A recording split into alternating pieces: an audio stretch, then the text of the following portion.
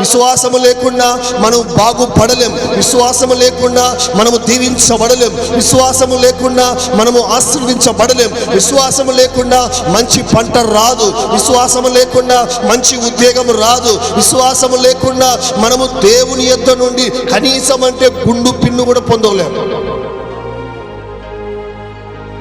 దేవుని కాడికి వచ్చిన తర్వాత ఈ శతాధిపతి ఏం చేశాడంటే, అయ్యా మాట మాత్రమే సెలవి, నీ మాటలో శక్తి ఉంది.